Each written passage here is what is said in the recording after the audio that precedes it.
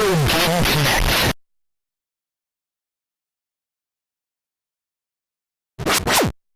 Hello and welcome to Retro Game Connect. I'm Dan Mastriani. I'm Ian Butterfield. And today we're going to have professional wrestling meets Mortal Kombat by way of NBA Jam. Because we're playing WWF WrestleMania, the arcade game for Sega Saturn. What? Yeah, no, that sounds weird, right? Basically what happened is, in some way, Midway got the WWF license, which of course is now the WWE World Wrestling Entertainment. Based right here in Connecticut. Yes, based right here, based in Stamford, Connecticut. Yep. Which is actually kind of like an hour away from here, but Well, but, you know. It's a bit of a drive. It's Connecticut. Yeah. Yeah, we're not that that's the state. One of the few big businesses that hasn't left the state yet. Yeah. Well, Vince McMahon is stubborn, so I don't see him moving away. He forced his way into Greenwich. Maybe All of his neighbors hated him. Maybe he'll fight Governor Malloy. That'd be hilarious. He would. Don't give him ideas. Dude, no. Do it. Yeah, but basically, this is interesting. It's got a wrestling license, but it plays more like a fighting game, but it was actually done largely by people who worked on NBA Jam. Weird. Yeah, so it's not the Mortal Kombat team, though I'm sure they talked to them. I mean, some of the Mortal Kombat guys are thanked in the credits. But it was actually led up by Mark Tamel. Now, did any of them say, "Get over here"? No. Though Cel DeVita did work on it, and he actually did. He played some of the Mortal Kombat characters in Mortal Kombat 3. He was Nightwolf and a couple of other characters. I think a couple of the robot ninjas who are basically the same. So that's interesting. Palette swap. And actually, one of the graphics guys. We'll circle back to him later, but I will mention that as I guess one of the few Asians that worked there, he got did a lot of cameos. Whenever they needed an Asian guy, they called him over. So like in Mortal Kombat 2, when you see Sub-Zero without his mask on, that's him. Oh my God. He's actually in Mortal Kombat 4. They actually used his face for Liu Kang's face texture. Because that was the first 3D Mortal Kombat, so they were using texture polygons then instead of the digitized graphics they'd done previously. So he was Liu Kang's face in a few other places. But I learned actually some interesting things I didn't know about Mark Tamel while researching this game. Apparently Mark Tamel is one of the many programmers in the U.S. In the late 70s, early 80s who got on board early home computers and made a lot of money by programming games on them. He actually got an Apple II in the late 70s when he was like 15 or 16, and he started programming on it. He wanted to start programming a game in BASIC, but then he found out that everybody does games in assembly, so he actually taught himself assembly programming. Wow. Yeah, which is if people don't know, assembly is I don't know. one step above like writing directly in machine language. Basically, it's pretty much the fastest code you can write as a human and actually be able to understand it. Because I don't know a lot of people who can keep ones and zeros. Track that in their head. Are any of these coded in Bocce? No. None of them are coded in the binary language of moisture evaporators? No, I'm afraid not. No. But BASIC is what's known as a high-level language. It's abstracted a few steps from what the computer is actually running. So it has to be interpreted for the computer, which slows it down. So if you write a game in BASIC, especially on a computer of this vintage, it's going to run really slowly. If you want to do a decent action game, you have to do the fastest language available, which at that time would be writing straight in assembly. Interesting. Yeah, so he learned it himself. I created a game called Sneakers, which he had published by a company out in California. And at the age of 17 in 1980, he was getting $10,000 a month in royalties. I was reading an interview where he was talking about his parents wanting him to be a lawyer until he started getting the 10K checks every month, at which point they're like, never mind, video game programmer. Keep up with what you're doing. Yikes, man. Yeah.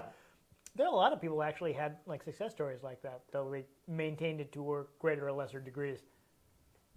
And a lot of guys will when the software market was very Wild West, and people were selling things in plastic baggies at the local software stores. A lot of people couldn't make the transition to when companies actually moved in and everything became more professional. But he's the guy that actually did stay in the industry. Actually, at 19, he moved out to California to work for Atari. Wow. Yeah, so he actually, was working on some later Atari games. He did mention he actually got to work with David Crane, the creator of Pitfall. Huh. Actually, he, speaking of his earlier Apple II game, apparently, Steve Wozniak had an accident in a Cessna, right? And he was in the hospital for a while. And while he was in the hospital, they brought him an Apple II to mess around with, so he would have something to do while he was recuperating. And one of the games he spent a lot of time playing, was Mark Turmell Sneakers. Huh. So because I guess one thing, so unbeknownst to Mark Turmell, he had no idea this was happening. He gets out of nowhere, he gets an invitation to Steve Wozniak's wedding. Oh my God. So he goes to Steve Wozniak's wedding. Oh my God. He's like, "Why am I here?" He's like, "Well, because I played your game when I was in the hospital, and I wanted to invite people who are responsible for the vibrant Apple II community." He's like, it was kind of like a thank you for Wozniak for making great games for his platform. That's hilarious. Yeah, and while he was there, he met Bill Gates, who was telling him about his new software company that he was starting up, and wanted to know if he wanted to come work for him. He was like, "No, and Turmell blew him off and says "No, I'm going to work for Atari." Hindsight. Yeah, well, I don't know. It worked out. He's a pretty famous game developer. If things had gone the way of Blade Runner, Atari would have been running arcades all around the world. Yeah, but Blade Runner is not how it turned out. Well, it's interesting because he was talking about how his passion was games. So he feels like even if he had gone to work for Microsoft, he'd want to do games. That's and true. Maybe he would just end up being a bad fit for Microsoft, which was very business software. Or maybe the Xbox would have come out in the 90s. Yeah, who knows? It's hard to tell. He feels like he would have tried to steer them into games. But, obviously... We could have gotten Halo in 1995. It would have been very different, I think. Would it have been, though? Well, would it have been? Yes, because the technology wasn't there to do Halo. But maybe they would have made the technology. I mean, in 95, they were still... Bungie was still doing Marathon. I'm pretty sure that was out by then. I don't know, dude. They had a first-person shooter before Halo. Well, I know about Marathon. Yes. Well, good, because we did an episode on Halo where we talked about it. Yeah. With the spanker. But we're getting off topic. I want to say he worked for Atari. After Atari, he worked for Activision for a little while. And obviously, he probably found himself out of a job when the Atari market cratered. But he actually worked for Hasbro. Don't you mean when it landfilled? Yes, when it landfilled. He actually worked for Hasbro for a while. Really? And he worked on, of all things, you may remember that I mentioned these games previously. He worked on Sewer Shark and Night Trap. He worked on games for Digital Pictures, our friends who made Scottie Pippen in Slam City. So back in the era where they were still developing this as like a VHS system for Hasbro, he was working on these games. And by the time they actually released them on Sega CD, he was long gone from the company. But yeah, it was crazy that he had a hand in this. Who thought controllable FMV was a good idea? In the 80s, it was, I'm sure it was just a crazy pie in the sky idea, Well, we know how it worked out, but at the time, it sounded really good. I mean, think about when they were putting that out. I mean, it was probably around the time that, what's the name of the game? Dragon's Lair was huge in the arcades. A series of QTEs that you don't actually know Yeah. how. But because, you had this real animation, people went crazy about it. And everyone was thinking that was the future. I mean, it turned out that was not the future. Everybody made a bunch of Laserdisc games that didn't sell. Yeah. They turned out to be really unreliable for one thing. Because of the Laserdisc player, and they would break down all the time. Well, excuse me, princess. That is, where were you going? The Zelda cartoon? Where is that? They put out a bunch of crappy animated Legend of Zelda games. Those had no, those were cutscenes. That's not how they played. They were traditional They actually played a lot like Zelda 2. But still. Just really badly. Yikes. Yeah, no, they were scary, but those were not actually FMV games. But anyhow, we should stick on target. Stay on target. Stay on target. Stay on target. Yeah. He actually, after that, he moved to Chicago to work for Williams, which of course would eventually merge with Midway and Bally Midway Williams, the whole thing. But so he, after he'd been working on some interactive movie project that was canceled, so he was like, forget it. He moved to Chicago, started working for Williams. He actually hired John Tobias, who was one of the creators of Mortal Kombat. And after he hired them, they worked on Smash TV, which was their first game for Williams, which was a big hit in the arcade. So he was talking about at the time that this game was made, the development was very informal. Basically, you get a bunch of people who wanted to work on the game together. They all wore shorts, t-shirts. Actually, So it was all very informal. If you see some behind-the-scenes stuff, they did. You're making a joke, but that's actually true. They did do that. They all had huge long heavy metal hairstyles too. They got the hair down to their shoulders, molds, everything, all kinds of ridiculous hair. Fantastic. Yeah. So it basically looked like 1983 Metallica. Yeah, was but making a video game. Basically, the teams were just, hey, who wants to work on this game? Like, ooh, I do. Okay, get to work. And they'd form up teams that way. Voltron. Yeah, basically, the NBA Jam team was like, hey, who likes basketball? Oh, I like basketball. Let's make a basketball game. All right. That's how the NBA Jam team came together. That's how it happened. They didn't really have dedicated game designers and project managers and stuff like that. So they just kind of did the way they want. But they did have a lot of crazy crunch time. He was talking about specifically on this game in the last few months. The crunching on the game, he was working 16 hours a day, 7 days a week. So he put a lot of effort into getting the game done on time. Wow. Yeah, so we're circling back again. We mentioned this guy earlier. The most convenient Asian was Josh Sui.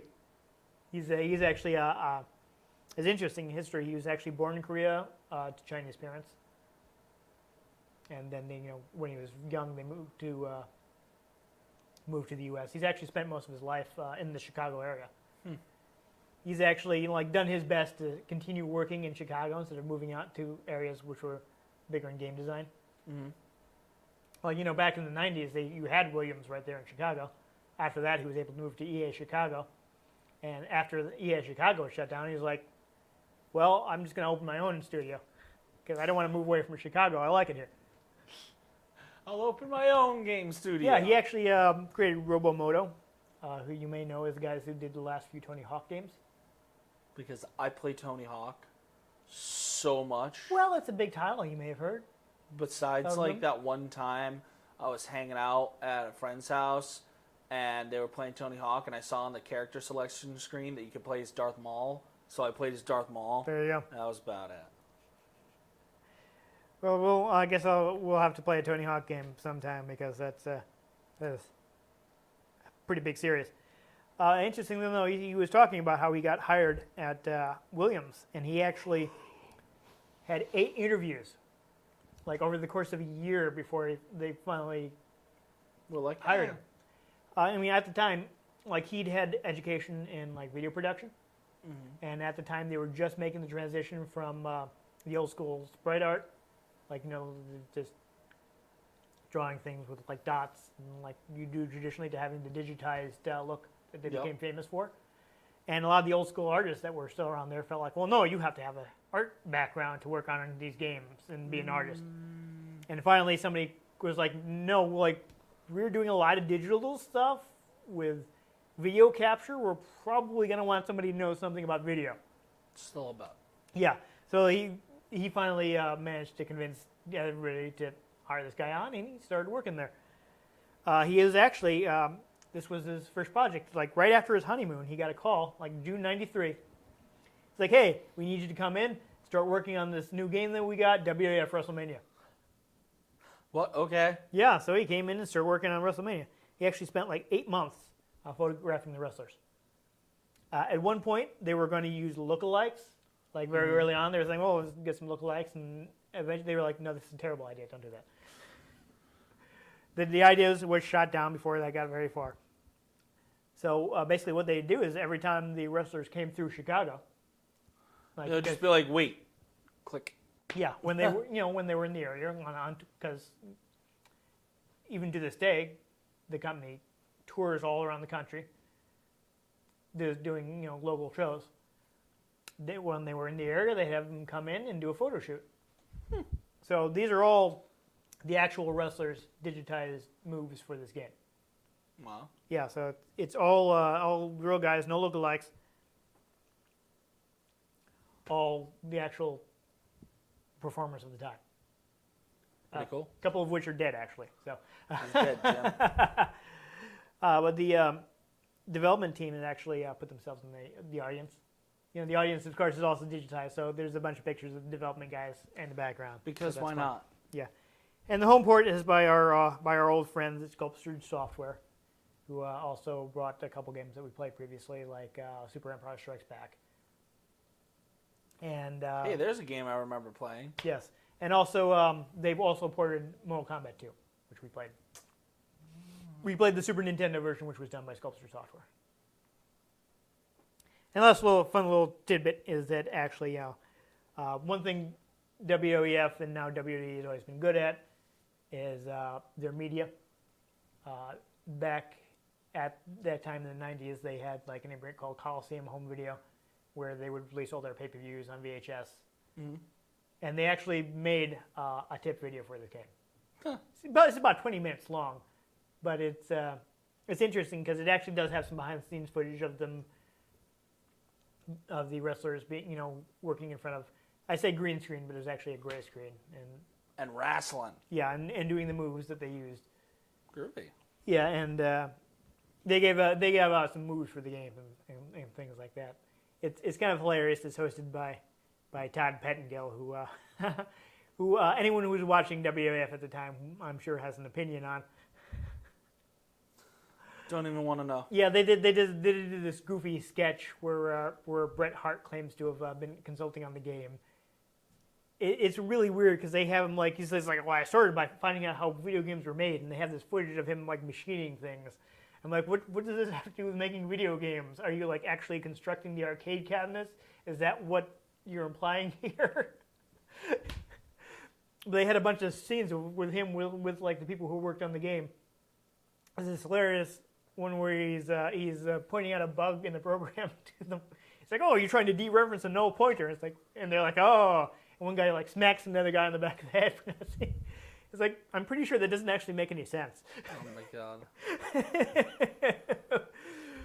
But yeah, I'm pretty sure he was not actually a consultant on the game. This is just a skit that they did for the video, but it's kind of amusing in how bad it is. Well, yeah. So it's interesting they actually went to the length of shooting something like that. I mean, a lot of the other stuff is pretty simple. It's just other wrestlers in front of a green screen, giving out the move commands. Had Bam Bam Bigelow me. If you want to do my punch, you have to hold the power punch button for 3 seconds and let it go. Yeah, stuff like that. Okay. So the whole thing is kind of strange and goofy. So I think we should. Let's just play it. Yeah, just hop in and play.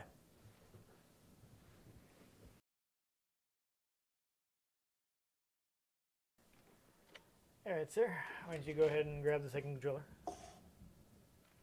So, as you can see, we have, the folks at home may not be able to see it, but I have a contemporary issue of Game Pro with a move list for the game that we will be working off of. I don't know if you take a quick look at these basic moves. They're probably kind of important. The button layout for the game, you've got your punch, kick, power punch, power kick, shortcut button for run. In the arcade, you had to press 2 buttons together. Here, you can just press the Y button. And the block button is here. Unfortunately, you cannot remap the controls.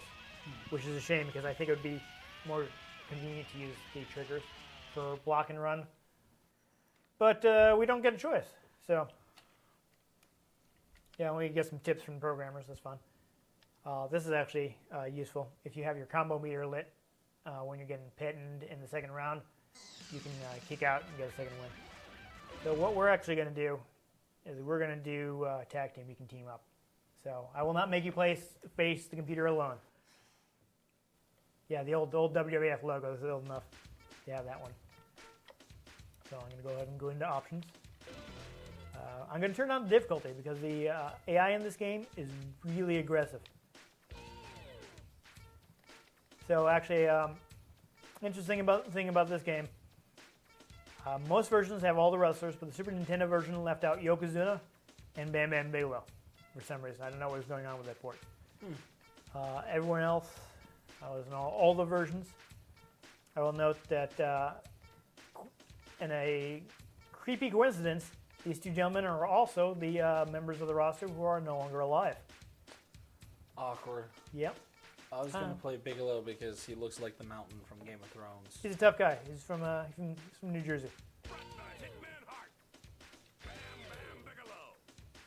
All right, so we're going to go ahead and do co-op. I think you have to both select it.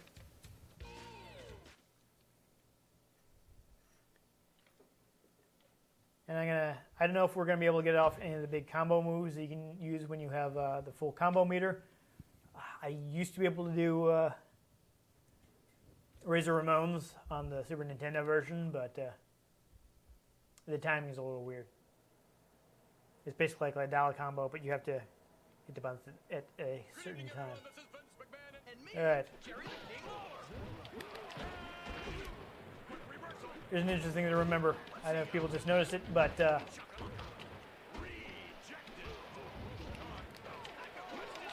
when you have the other guy grabs you in a headlock, if you hit the Whoa. Yeah, if you hit your command first, you can actually reverse it. So, like, if the other guy grabs your head, quick double tap forward and power punch, and you'll. Did you notice that I go full Ghost Rider? Oh yeah. But You also notice that they actually animated the. Oh jeez, I'm getting beat up. Even on easy, wow. The computer is really aggressive. Yikes. Yeah.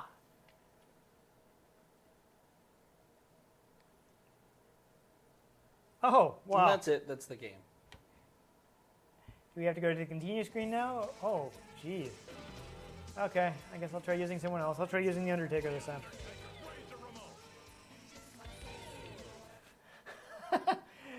Let's see if we can beat any of these guys. That would be super. Quarter circle punch. Yeah. Yeah, you've got Razor right on that page. So that's why I picked him. He's actually pretty decent in this game. I used to be able to play as him pretty well. Good evening, everyone. This is Vince McMahon and me. Let's see if I can remember my move. There it is. Yeah, fun little detail. I don't know if you noticed when the Undertaker gets up off the mat, he actually sits up. That is something that he used to do, like in real life. He had a bit of the Undertaker's gimmick is that he is basically like an undead zombie that for some reason is trying to win professional wrestling matches. Because that's a realistic thing. Oh yeah, well, it has this. One downside of this version is a lot closer to the arcade than the card versions, but it has to load.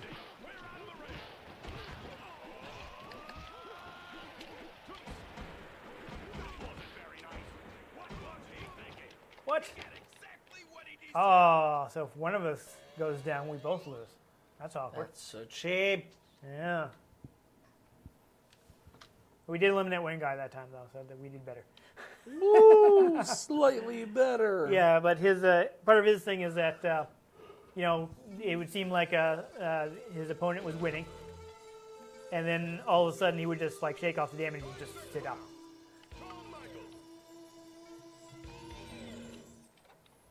That's weird. Yeah. So that is one of his classic bits. He just be like, and stare at the guy like nothing you've done matters. I'm this inhuman monster. They were just acting, yes. So it's not like it really.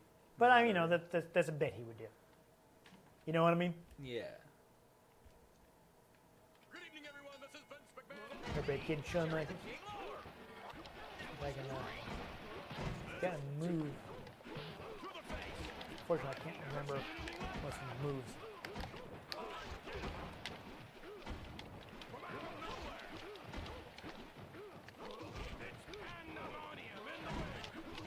I guess on the upside of us losing over and over again is that we're quickly seeing all the characters in the game. Oh, that slide move did not work out well for me. Ooh. Watch out for that. It said now if you hit, will they have you grabbed if you hit one of your moves first, one of your throw moves? You can counter them. I don't know how to throw moves. Okay, they're you look at for instance right here, grab moves, where it says grab moves. Down, power kick. Okay. Yeah, so if you you speak as if I'm actually, well, yeah, I got the moves there. this. They're right there for you. This is a real odd couple team. These guys actually had a big feud. Yeah. At one point, based on Yokozuna's gimmick was that he was from Japan. He was like all anti-America, and they decided to make Lex Luger like big American guy and who was going to stand up to the evil foreigner. The dude with the evil name. Yes. The dude that legit sounds like he could be a supervillain out of a comic. Yeah. Lex Luger. Lex Luger, which, yes. His real name is, I think, like Larry Fole or something like that. Good evening, everyone. This Oh, is jeez. Vince McMahon. This is just what we needed. Oh, there we go. Who I am. You're the guy in the American flag trunks. I'm the really fat guy. So, I'm easy to find. That didn't work out too well. Yeah, you can just stomp on guys while they're down. We've almost got rid of Bret Hart, so there you go. Bret Hart is out. Now we can focus on Razor. Yeah, between them loading the... Oh! There we go. We got 2 guys out. So 6 more people, and we win. Because that's going to happen. Yeah, well, it could... Not impossible. I mean, would help us if I knew the move, but you know what you gonna do. Well, I'm swinging around Shawn Michaels like crazy. That was fun. I'm pretty sure that was good for us.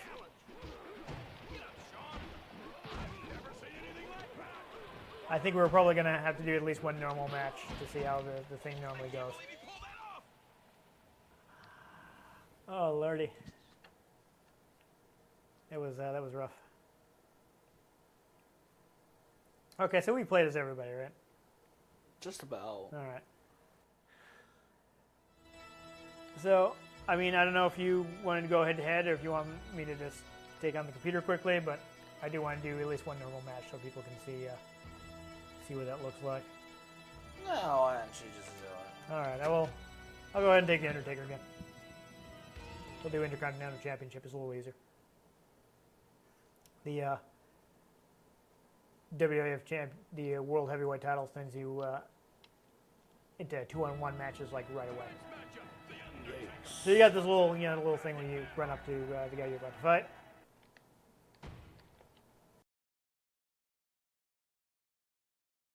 Good evening, everyone. This is Vince McMahon and me, Jerry the King Oh. Lawler. Yeah, you see, you can get bonuses for doing like a first attack and things like that. Running attacks do extra damage.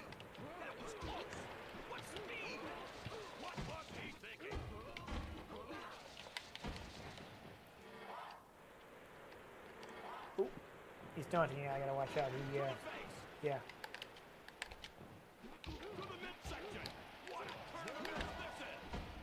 There is see, that's high risk because they can counter it. You know. Yeah. offered. Good night. There's actually, if you circle the D-pad, you can actually taunt, and if you get the taunt out, your next attack, if you do it fast enough, will do double damage. Damn. Actually, I think it might actually be quadruple damage. There's a speed up too that you can use. Both of those are available like once per match. So they're full of little secrets. Not a good idea. Quick reversal. Speaking of which, there's this wrestler named Adam Bomb. Yes, that was his name. He's billed as being from 3 Mile Island. Ah. Yeah. But he was supposedly supposed to be a secret character in the game, though no one's ever actually been able to find him in the game. See, now, since my combo meter was full, I was able to get a second win and get another chance here. So, oh, no. Okay. Yeah. So, even on easy, this game is kind of ridiculous. Yeah, it is. So my hands are kind of cramping up today, so I don't think I'm playing too well. But I think that gives people... Gives them a good idea. Yeah. Yeah, supposedly, according to Sal DeVita, he was actually going to be a character, but they never finished him. Huh. But no one's found like the unfinished assets or anything, so I don't know if that's true. Who knows if it's true in this industry? Yeah. So that actually went a little poorly. Yeah, kind of. I don't know why the AI is so ridiculously aggressive. It's kind of insane. It's very hard to get things in. Unfortunately, it's been a long time since I played, so I couldn't remember most of the moves off the top of my head. Kept getting counted out of stuff. I would have liked to show off the super combos, but even when I played the game a lot, they were difficult to do. But I was doing a headbutt that would turn my character into Ghost Rider. Yes, yes. It's one thing like in this, instead of characters bleeding, they'll have sweat, but they also have like little objects. I don't know if you notice, little objects will fly out of them. Yeah. And somehow, in some way, are related to their persona. Like Bret Hart will have hearts fly out of him because Yokozuna's, I guess, because he's fat, he'll have like food fly out of him. You know, it's yeah, weird stuff. Also, you played Bam Bam the first match. I don't know if you noticed that they actually animated the flames on his outfit. Really? Yeah, if he not that we had a moment to stand still, but if he stands still, like the flames on his outfit will actually move. Wow. Which is an interesting thing that they decided to do. So it's just like a crazy, over-the-top Wrestling game. Yeah. It's really more of a fighting game. They tell you to pin the guy at the end of the match, but you're really just knocking him out. Finish him. Yeah. Funny you mentioned that. There was... the rumor is that the WWF did not like this and canned the feature, though I've never found any like official reasoning for it. But there is one finishing move in the game, at least in the arcade. I don't think it's in any of the home versions. The Undertaker can like summon a casket and shove his opponent into it, and it'll disappear with him inside. So supposedly, as the story goes, and again, this could very easily be an urban legend, but the story is that they wanted to have finishing moves for all the wrestlers, and the WWF put the kibosh on it. Huh. I think it's just as likely they just didn't finish things. But judging by the fact that it wasn't in the home version, maybe it's true that they didn't want them. Yeah. Though if that's the case, they changed their mind by the time of the home console-only sequel, WWF In Your House, in which all the characters have like special finishing pins. Though I don't recommend that game. Somehow it is worse than the first one. Probably because it was done like straight by, not done by the original programmers. You know, Midway didn't work on it, or Williams, I think they were still were at the time. It was just, I don't know if it was sculptured software or who did it, but it was done specifically for home consoles by someone Acclaim had on their speed dial. So it was pretty disappointing. It's the same. You think, like, oh, new wrestlers, new features, this will be fun. And it's just, no, I didn't like it at all. No, sir, I didn't like it. Yeah, the first one is still the most fun. If you can figure out what you're doing. I'm not a big fan of the control scheme. Like, I don't like having the block and the run button in the middle.